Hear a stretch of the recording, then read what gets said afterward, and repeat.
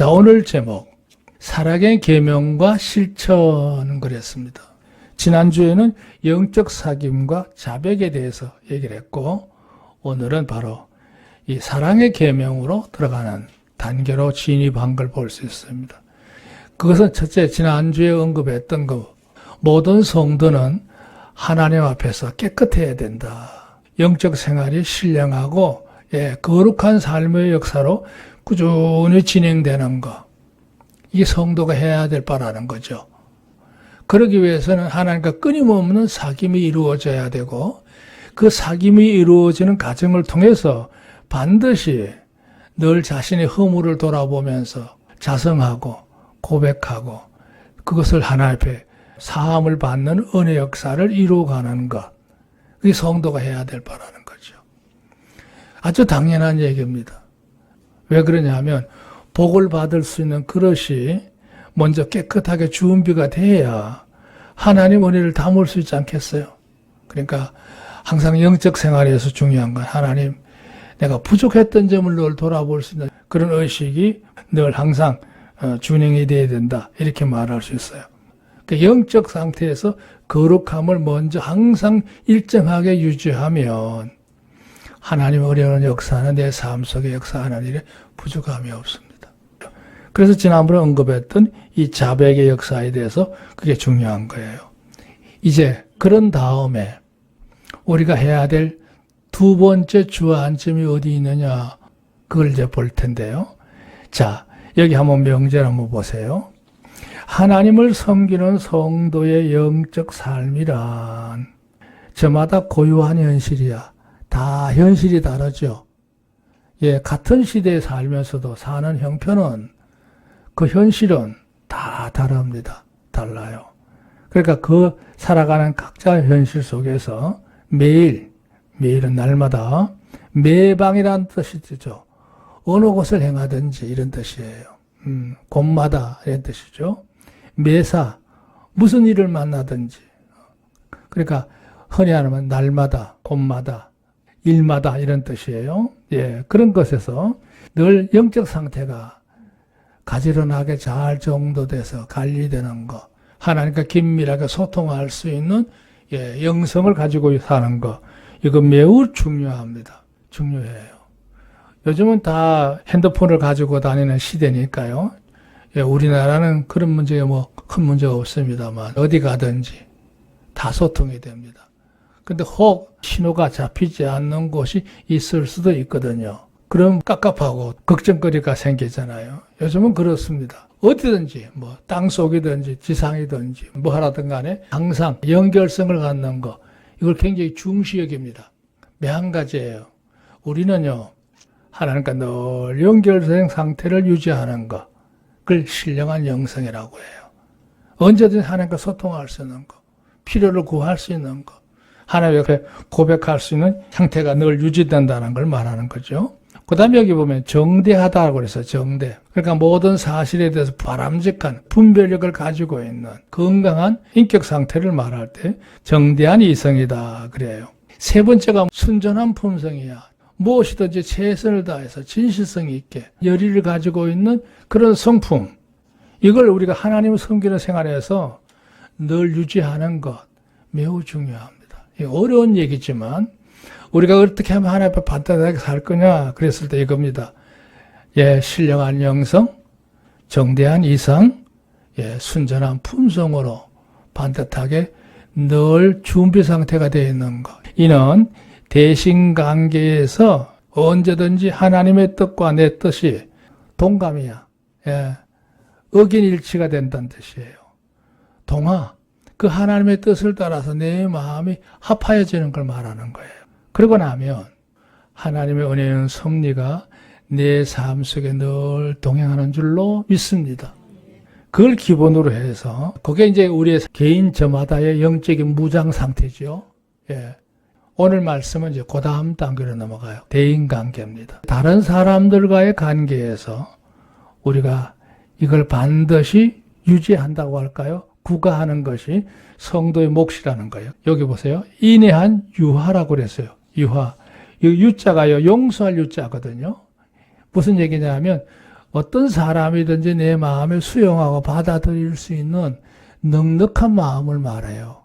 그러니까 사람을 가려가며 상대하는 게 아니라 누구를 대하든지 열린 마음으로 그를 수용하고 받아주는 것, 그걸 유하라고 합니다. 그 다음에 이제 선의한 친화예요. 좋은 마음을 가지고 늘 가까이 사귐을 가지는 것, 그걸 이루어가는 것, 그게 성도의 몫입니다. 그 다음에 하나가 더 있습니다. 여기 연하란 말을 썼잖아요. 예. 여기 연결한다는 뜻인데요. 믿음의 연하예요. 그렇게 누구든지 수용하고 받아들이고 좋은 뜻으로 친밀한 가운데서 우리가 최종적인 목적은 내가 가진 믿음을 그도 가질 수 있도록, 내가 섬기는 하나님을 그도 아버지라 부를 수 있도록 우리가 마음을 다하는 것, 우리의 마지막 성도 열매인 줄로 믿습니다. 예, 그렇게 이루어가기를 원하며 사는 자들이 누구냐? 성도라는 거예요. 성도는 그저 단순한 신도의 일부분이 아닙니다. 자, 서론 볼게요. 사도 요한은 이 서신을 보내면서 추구하였던 가장 중요한 목적이 있어요. 그게 뭐냐? 아까도 설명했죠. 하나님을 섬기는 성도들이 그 일상에서 거룩한 것을 늘 유지할 수 있는 자로 사는 것. 그게 성도의 기본이죠. 성도가 아무렇게나 살면 안 되잖아요. 그걸 제일 우선으로 한 게 요한서신의 1차 목적이에요. 세상 사람들처럼 적당히 사는 게 아닙니다. 예, 세상에 있는 이런저런 것에 희희낙낙하며 사는 자들이 아니고 언제나 자신의 모습을 살펴서 가지런하게 정돈된 모습으로 거룩하게 사는 자들이 성도인 줄로 믿습니다. 아멘. 그게 항상 준비되어 있는 모습이에요. 요즘 시대 사람들의 의식 속에 가장 큰 문제가 뭐냐 하면 지극히 개인주의입니다. 그렇죠? 다른 사람보다도 자기 중심으로 사는 요소가 강해요. 그게 이제 욕구적으로 봤기 때문에 그걸 이기주의라고 그래요. 이기주의. 그게 아주 굳어진 시대가 바로 이 시대의 대중적인 의식들이죠. 좋은 말로 뭐 개성이 강하다 그러는데요. 글쎄요. 그게 성경적으로 과연 합당할까? 아니거든요. 성경은 개인주의가 아닙니다. 같은 믿음을 가진 성도들끼리 지체의식을 가지고 친밀하게 살면서 합력해서 선을 이루어가는 공동체를 이루어가는 것. 그게 복된 겁니다. 그러니까 오늘 여기 계신 우리 성도님들이 함께 와서 예배만 드리고 개인적으로 그냥 조용히 있다 가는 게 아니고 이 한 믿음을 가지고 있는 이 공동체 안에 성도들 간에 서로 화기애애함이 아름다운 연합함이 은혜로운 역사가 온전히 이루어지기를 주님은 축원합니다. 우리는 자기 중심으로 사는 사람들이 아니에요. 하나님 중심, 말씀 중심, 교회 중심, 성도들의 지체 중심으로 사는 자들이에요. 이기주의가 아니에요. 우린 이타의식을 갖고 있어요. 그 뭐예요? 나보다 남을 먼저 존중하고 받들고 귀하게 여기는 마음이 우리만이 있는 것이 성도의 의식이지요. 그러니까 오늘 이 말씀은 그런 점에서 중요합니다. 곧 계명을 성실하게 다하며 준수하며 살아가되 그 일환으로 사랑의 계명대로 제대로 실천하는 삶을 사는 것, 그게 성도라는 거예요. 이 계명이라는 얘기가 나오는데 나중에 다시 언급하겠습니다만 여기 계명은 십계명을 두고 하는 얘기죠. 하나님께서 시내산에서 그 선민의 언약을 맺고 난 다음에 선포한 10가지 계명. 근데 그 10가지 계명을 둘로 나누면 제1계명부터 제4계명까지는 대신관계에 관한 계명이잖아요. 그러고 난 다음에 사람들 관계에서 지켜야 될 계명이 6개란 말이에요. 6개. 그 상호 존중하고 사랑하고 서로 아름다운 우애를 지켜가는 모습에 대해서 계명이 6가지가 있는 거예요. 그게는 철저하게 개인주의나 자기중심이나 이기주의는 배척합니다. 함께 할 수가 없어요. 자, 여기 일대지에는 중보함으로 하모 그랬는데요. 지난번에도 언급했듯이 요한서신은 문단을 나누기가 참 난해합니다. 여기 1절, 2절은 엄밀히 말하면 1장 후반절에 붙어야 돼요. 자, 오늘 여기 1절, 2절은 앞서 언급했던 자백으로 인한 하나님의 이 사함에 대한 은혜를 다루고 있는 부분의 연결성이에요. 오늘 우리는 지난번에 10절까지만 설교했고 2장을 따로 떼놔버렸기 때문에 일로 넘어왔는데요. 우선 그 문제가 여기 언급되고 있어요. 1절, 나의 자녀들아 내가 이것을 너에게 쓰면, 편지를 보내는 것은 이런 뜻이에요. 너희로 죄를 범치 않게 하려 함이라. 이 말은 뭐예요? 하나님의 사람들은 언제나 하나 앞에 정결하게, 깨끗하게, 거룩하게 살아야 한다. 예. 여기 설명 볼까요? 사도 요한이 이 서신을 보내는 목적에 대해서 재차, 그러니까 1장에서 언급했던데 또다시 이제 언급한 거예요. 그러니까 이 말이 끝나기 전에 또 거듭 당부하는 내용이라는 얘기죠. 성도들은 하나님의 계명에 어긋나는 삶을 살아서는 절대 안 된다.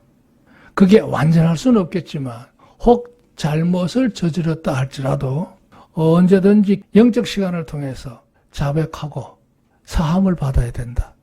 그렇게 하나님이 인정할 만한 깨끗한 상태를 유지해야 된다는 거예요. 그게 뭐냐? 다른 말로 빛으로의 삶이라. 늘 내 마음에 불빛을 밝혀놓고 내게 다가올 수 있는 여러 가지 어둠의 일들을 밀어내는 삶을 꾸준히 유지하는 것. 그게 바로 성도라는 거죠. 그런 가운데 제일 중요한 요소가 뭐냐? 자백이라는 거예요. 내 스스로의 잘못된 것을 시인하고 용서를 구하는 가정이 하나님의 늘 살아있는 기능이 되어야 된다는 거예요.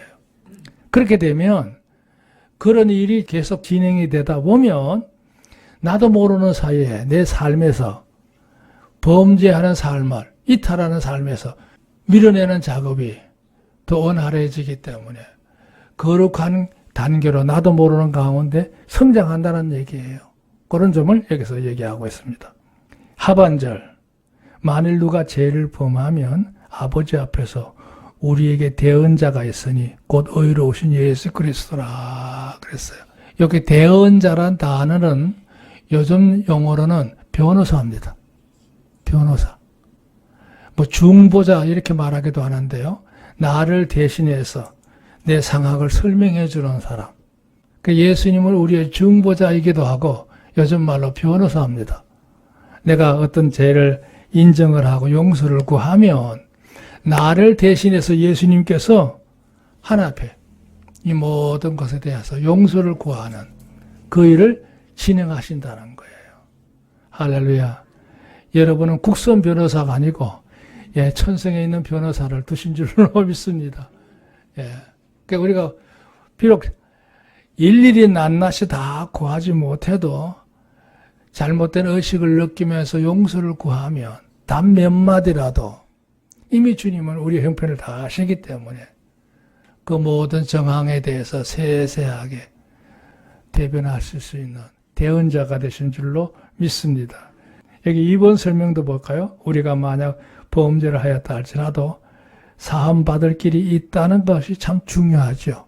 그게 그대로 무슨 죄가가 돼서 문제를 일으키면 이 세상에 온전할 사람이 누가 있겠어요? 하나님이 만약에 죄를 짓는 것마다 벌을 하신다면 우리는 한시도 제대로 못 살 거예요. 그래도 내 양심의 가책을 느끼면서 내가 잘못했구나 인정을 하고 그걸 주의 이름으로 자백하는 과정을 거치면 그것으로 인한 저주스러움이나 불행한 요소는 우리의 삶에 다가오지 않는다는 거죠. 왜? 하나님께서 다 사하셨기 때문에. 예수님께서 우리의 자백을 근거로 해서 내가 인정을 해야 변호사도 선처를 구한단 말이죠. 잘못된 걸 인정하지 않으면 아무리 훌륭한 변호사를 세워놔도 소용없잖아요. 안 그래요? 그러니까 제가 잘못했습니다. 제가 부지 중에 그렇게 했습니다. 제가 이 순간 잘못 생각해서 일을 저질렀습니다. 뭐 이렇게 자백을 하고 솔직하게 잘못됨을 뉘우치면 변호인은요, 그거를 이제 재판장에 호소하는 거예요. 비록 잘못한 건 사실이지만 이렇게 일하는 가운데 이런 일이 벌어졌으니 이걸 정상을 참작해서 간대하게 선치해 주옵소서 이렇게 말한단 말이에요. 그거를 누가 하시느냐? 주님이 하신다는 거예요. 아멘. 진짜 변호사는 예수님이시죠. 그렇게 해서 내 삶 속에 계획되었던 하나님의 은혜로운 역사가 계속 집행될 수 있도록, 나아갈 수 있도록 그 일에 문제가 되지 않는다는 거예요.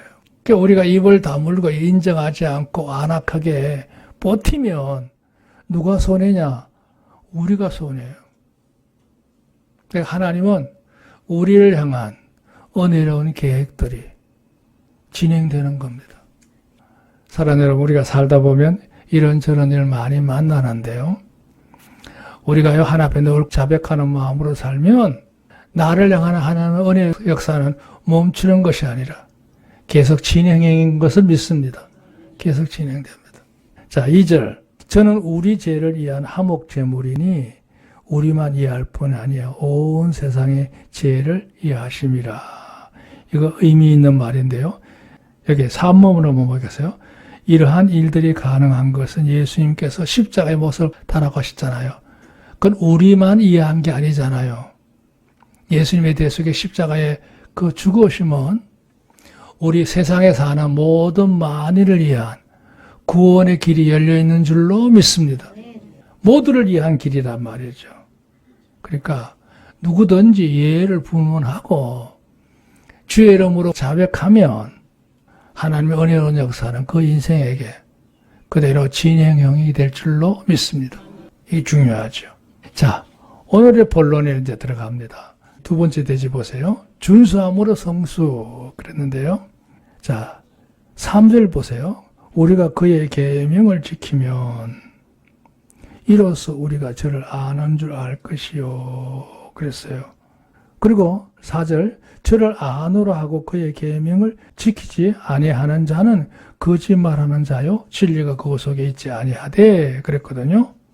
이게 뭔 얘기냐면 사도 요한이 목회했던 그 시대에 영지주의자들, 거짓 교사들이죠. 이 불의한 자들이 교회를 어지럽히고 있을 때 그들에게 두드러진 몇 가지 특징 중에 하나가 뭐냐 하면 그들은 스스로 나는 하나님 어떤 분인 걸 내가 안다. 그러면서 성도들을 향해서 너는 알고 있느냐? 모르지? 이러면서 이제 인신공격을 하는 거예요. 무시하는 거예요. 그리고 나는 계명대로 다 지키고 산다. 이렇게 이제 큰 소리를 쳐. 근데 실제는 사도 요한의 눈으로 볼 때는 다 거짓말쟁이들이야.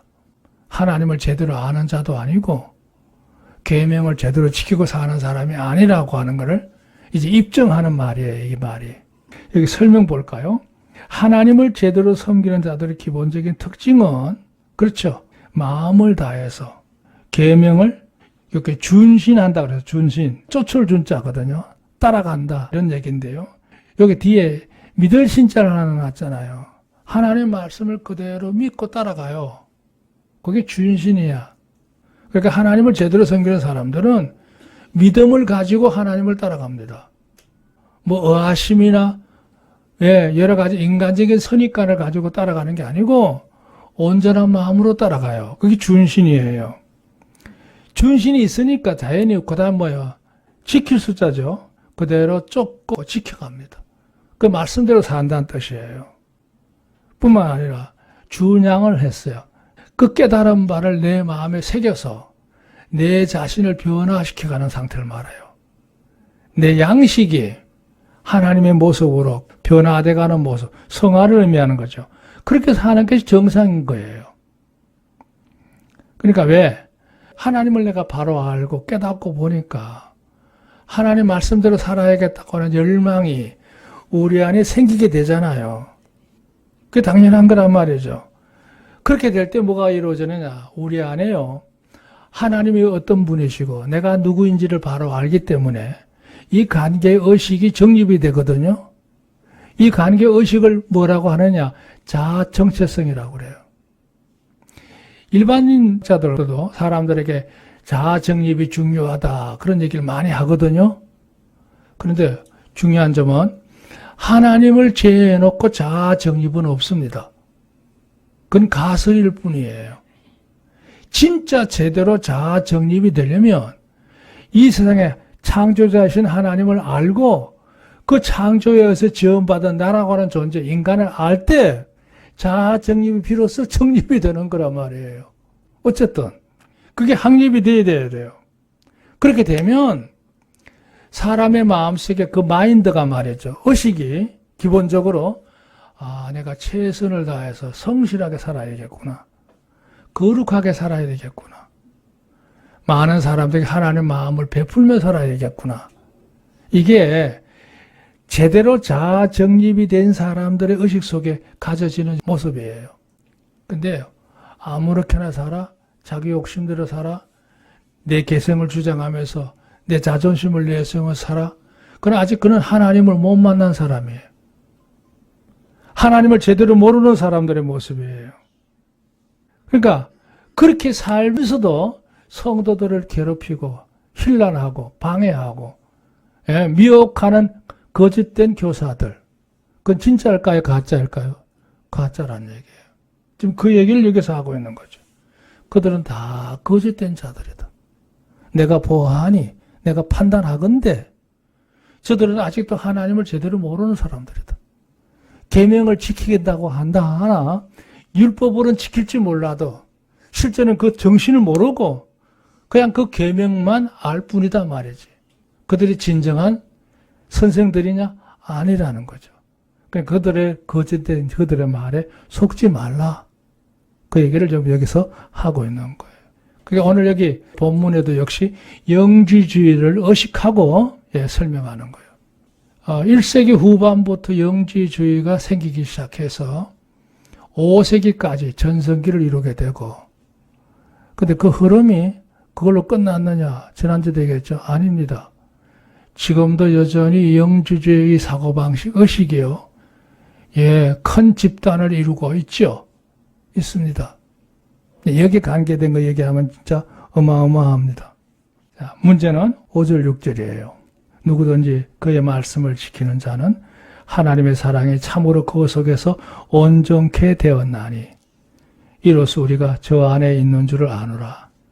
저 안에 거한다 하는 자는 그의 행하시는 대로 자기도 행할지니라 그랬어요. 설명 보세요.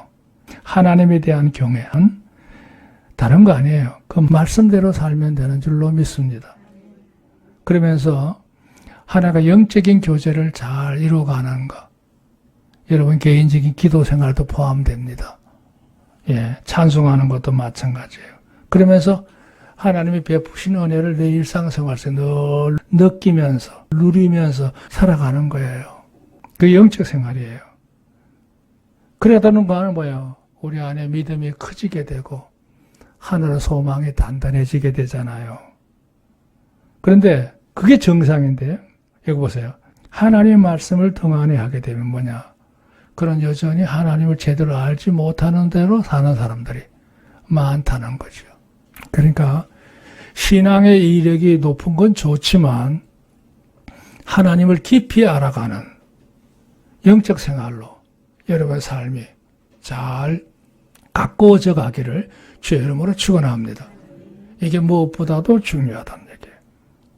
자, 이렇게 사는 사람들이 행하는 궁극적인 모습이 이제 여기부터 증거돼요. 이게 3대지의 사랑함으로의 증거 그랬어요. 7절, 8절. 사랑한 자들아, 내가 새 계명을 너에게 쓰는 것이 아니라 너희가 처음부터 가진 옛 계명이니 이 옛 계명 너희의 들은 바 말씀이고 다시 내가 너에게 새 계명을 써노니 저희에게와 너희에게도 참된 것이라. 이는 어둠이 지나가고 참빛이 벌써 비침이니라 그랬어요. 이게 뭔 말인지 굉장히 어렵게 쓰는 듯한 표현이기도 합니다. 이 말은 그런 얘기예요. 사도 요한이 목회했던 그 시대에 가장 현실적으로 교회가 당면한 문제였던 것 같아요. 워낙 영지주의자들, 불순한 자들이 난동을 피다 보니까 성도들이 경직돼 있어 서로를 못 믿어 함께 어울리려 하지 않아. 그냥 조용히 와서 예배만 드리고 도망을 쳐. 그런 일들이 있지 않겠어요? 서로 의심하게 되고 가급적이 안 만나는 게 좋아. 예배는 어쩔 수 없이 참석하지만 나머지는 다 개인주의야. 안타깝죠. 그 사도 입장에서 보면 성도들이 그러지 말고 예배보다 예배드리지만 같이 서로 하게하게 담아도 나누게 되고 뜻을 모아서 이런저런 일도 행하게 되고 또 성도들끼리 친하게 지내면서 서로 많은 일을 도모하면 좋겠는데 그게 경계 상태에 있으니까 경직된 상태에 있으니까 얼마나 답답하겠어요. 그 사도 요한이 그런 얘기예요. 사랑하는 성도들은 하나 앞에 거룩하게 사는 건 좋은데 성도들끼리 서로 사랑하면서 하게하게 많은 일들을 화목하게 연합을 이루어 가야 된다. 그게 이제 목회의 중요한 하나의 과제예요, 과제. 그걸 설명하는 거예요. 근데 이 말이에요. 내가 이렇게 말하는 거는 새삼스럽게 내가 너에게 무엇을 요구하기 위해서 이렇게 강론하는 게 아니다, 이거죠. 이건 새로운 계명도 아니고 이미 옛날로부터 하나님께서 그 선민들에게 내린 십계명을 보라 말이지. 그 계명 가운데 6개가 사람들 속에 좋은 관계를 유지하게 하고 서로 사랑하며 살아가는 그 정신이 거기에 있지 않느냐. 어느 날 한 율법사가 물었잖아, 예수님을 향해서. 십계명의 모든 율법이 당신은 뭐라고 요약을 하겠습니까? 그렇게 물었을 때 주님이 뭐라 하셨어요? 마음을 다하고 뜻을 다하고 힘을 다하여 주 너의 하나님을 사랑하는 게 첫째고 내 이웃을 내 몸과 같이 사랑하라고 하신 거다. 그랬을 때요, 예수님을 흠을 잡으러 왔던 율법사가 당신의 말씀이 옳습니다. 인정했거든요. 이게 사랑의 계명이라는 얘기죠. 근데 중요한 거는 그 사랑의 계명을 완성하신 분이 예수님이시죠. 오셔서 십자가의 대속에 그 고난을 당하시며 죽으시면서 만인에게 구원의 길을 열어주시기 위해서 십자가를 지셨잖아요. 그 예수님이 뭐예요? 새 계명이 된 거예요. 새롭게 입증한 계명이 됐다는 얘기죠. 그러니까 주님 말씀 내 원수까지도 사랑하라고 그랬잖아요. 그러니까 우리가 성도들이 서로 사랑하고 아끼는 것은 새삼스러운 게 아니다. 이건 하나님의 뜻이고 주님이 몸소 보여주신 사건이다 말이지. 우리가 서로 성도들끼리 화기애애하게 아름다운 성도의 믿음으로 은혜에 이루는 일들을 도모하는 게 중요하다. 그걸 이제 여기서 강조하고 있어요. 사도 요한이 참 마음이 답답했으리라고 생각합니다. 9절 다시 비판이에요. 빛 가운데 있다 하며 그 형제를 미워하는 자는 지금까지 어두운 가운데 있는 자요. 역시 아까 말했던 영지주의자들, 교회를 참 불안케 하는 여러 가지 불의한 자들, 그들의 활동을 두고 염두에 둔 말이에요. 저들은 스스로 나는 많은 걸 안다, 깨달았다, 나는 제대로 사는 자다 이렇게 말하지만 거짓말장애라는 거죠. 그건 있을 수 없다는 거죠. 여전히 그들은 어둠의 일에 속한 자들이기 때문에 저들을 따라서는 안 된다 이런 의미를 담고 있어요. 10절 11절을 보면 여기 이제 중요한데요. 네. 그의 형제를 사랑하는 자는 빛 가운데 거하여 자기 속에 거리낌이 없으나 그의 형제를 미워하는 자는 어두운 가운데 있고 또 어두운 가운데 행하며 갈 곳을 알지 못하나니 이는 어두움이 그의 눈을 멀게 하였습니다. 그랬어요. 자, 여기 3번 설명 한번 보시면 마무리가 될게요. 형제를 사랑하는 자들은 예수님을 구세주로 영접한 후 그의 삶을 운영하는 데 있어서 그렇죠. 예수님을 구주로 영접한 사람들이 영적 생활을 해나가는 모습을 뭐라고 하느냐. 예수님을 그의 삶의 주인으로 섬겨. 아멘. 예, 우리는 다 주님의 종과 같은 존재야. 이 다른 말로 머리죠, 머리. 나의 머리로 삼고 주님을 섬겨요. 우리가 예수님을 주님이라고 하는 이유가 그거예요. 나의 주인이란 뜻이에요. 나의 주인. 나의 모든 의사결정을 할 수 있는 결정자가 주인이잖아요. 주인. 그 다음에 여기 주의 말이야. 무슨 주의, 무슨 이념을 말하는 건데요. 예. 나는 예수님 사고방식으로 사는 사람으로 바뀌어요. 예수님 의식으로 사는 사람이에요. 예수님 가치관으로 사는 사람이에요. 그 예수주의예요. 예수주의. 할렐루야. 예수주의. 또 재밌는 말 하나 더 넣었어요. 주관이에요. 그분의 뜻을 따라서 그분이 기뻐하는 뜻에 전적으로 내가 동의를 하고 순종하는 삶을 사는 게 성도 아닙니까? 그게 이제 예수님을 구주로 영접한 자들의 모습이거든요. 스스로가 신앙 양심에 거리낌이 없어 그렇게 사는 일에 불편하지 않아. 그걸 당연하게 여긴단 말이죠. 그런데 반대로 어떤 사람들은 혼란으로 몰아가 하나님을 잘 섬기는 사람들을 괴롭혀서 길을 잃게 만들어버려. 거짓된 자들, 불의한 자들. 그렇게 해서 그게 넘어가는 사람들이 많잖아요. 그게 성공한 줄 알아도 그게 성공 아닙니다. 엄청난 저주스러운 일이죠. 결국 목적은 뭐예요? 자기 소욕, 자기 욕심을 이루기 위한 수단이란 말이죠. 그 사람을 이용해 먹는 거예요. 이용해 먹어. 악한 사람들이죠. 세상의 일반 사기꾼보다 더한 사람들이 바로 이들이에요. 사이비들, 이단들, 말할 것도 없죠. 없어. 그게 오늘날 너무 많잖아요. 그러니까 그들은 악령들의 전이 되더랍니다. 그 속으면 안 돼요.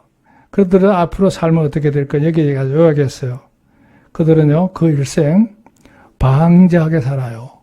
방자다는 말은 뭐예요? 예, 이게 놓을 방자에다가 방자를 자자잖아요. 예, 지 멋대로 살아요. 지 멋대로. 방담, 아무렇게나 짓거려. 그러다가 결국 그들의 인생은요, 이겁니다. 아무것도 이루지 못하는 방랑자로 삽니다. 해안의 방랑자. 다 불의한 자들, 거짓된 자들의 말로입니다. 그 영혼이 얼마나 안타까워요. 참 비참한 자들이죠. 그러니까 그들의 말에 속을 이유는 없다는 거죠. 문제는 이겁니다. 성도들아, 서로 아끼고 사랑하면서 열린 마음으로, 좋은 마음으로 서로 많은 일을 도모하라. 할렐루야. 그게 바로 성도들이 해야 될 중요한 두 번째 가업이라는 거예요. 첫째는 하나 앞에 거룩하게 살기를 힘쓰고, 둘째는 같은 지체 안에 성도들끼리 서로 사랑하면서 아끼면서 서로를 위하여 기쁜 마음으로 은혜를 도모하라는 거예요. 이 역사가 우리 사랑하는 성산교회 안에 충만히 이루어질 줄로 믿습니다. 지금까지 함께 하신 하나님께 영광을 돌립니다.